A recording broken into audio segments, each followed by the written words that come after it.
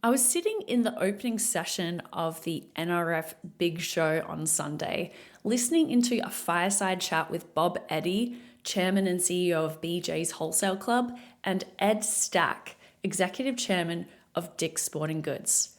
I watched the session. I posted a sprightly post on LinkedIn citing a great management lesson from Ed, and I promptly left the keynote stage to catch up on some real work in the hallway. In doing so, I inadvertently skipped the history-making session that happened immediately after in the very same room, where Google Chief Sundar Pichai announced the introduction of the Universal Commerce Protocol, or UCP, which is a new open standard for agentic commerce designed to facilitate seamless, AI-powered shopping experiences across various platforms. What a miss. And that's when the palpitating anxiety of being left behind really hit me. It's hard getting back into the swing of the new year. I don't know what's worse, a slow and drudgerous start, or one which is dominated by the anxiety of being left behind. While I was ostensibly on site at the center of the retail universe for a few days, taking in all the announcements and case studies about new technology and how retailers are adapting to it, I still feel woefully, inescapably behind. Surely it can't just be me. And thank goodness it's not. Even the people who are actually in charge of technology at these retail companies can't see the future. Here's some comments I took in from various stages at NRF. From Angie Brown, the Chief Information Officer at Home Depot. She says, "We don't look at it like we have to know exactly how this is going to take off for us. We look at it like it's the next evolution of search."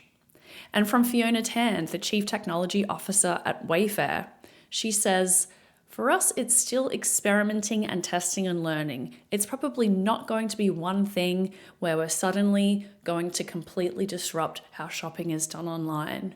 And from Ed Stack, the Executive Chairman of Dick's Sporting Goods, he said, "Not many of us really understand where it is going to take us, but we know that it's going to change the world."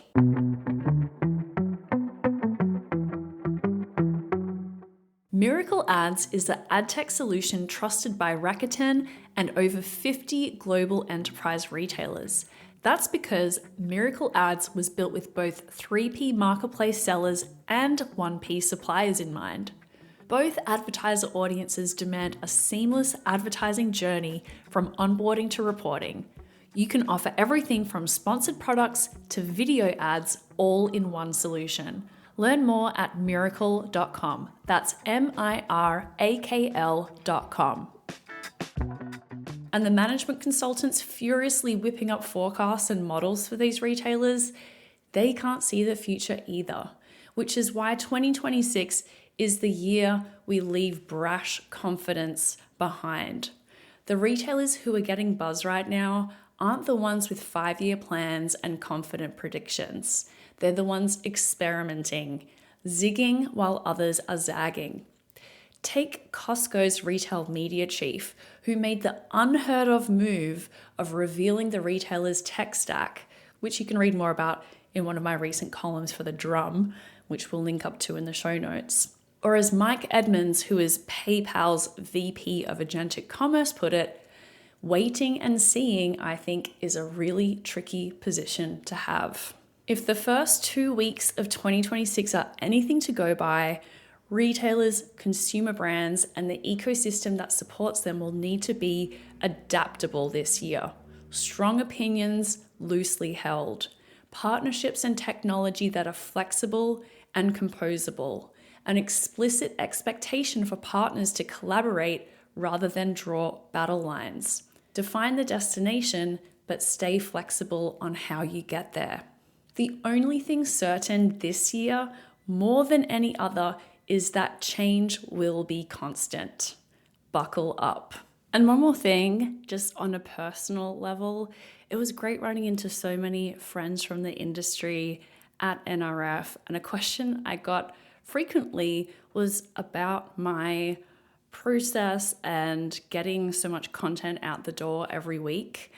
And maybe I'll get into more of the mechanics of that in a later episode and newsletter. But I did want to share one thing that I did in 2025 that I'm really proud of, which helped dramatically to help me unwind after a big day of thinking and talking and work-related stuff, is to get into bed and read a real book. And so I have put together a list of my favorite fiction books from last year, because I found that reading fiction was really important rather than learning from nonfiction, which is also very important, but just not the best bedtime reading, at least for me.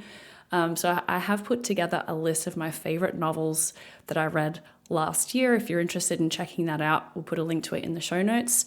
That has been one of my hacks for disconnecting at the end of the day, making sure I get a really good sleep. So if you're a reader like me, check out my list, and I'd love to hear your fiction novel recommendations too.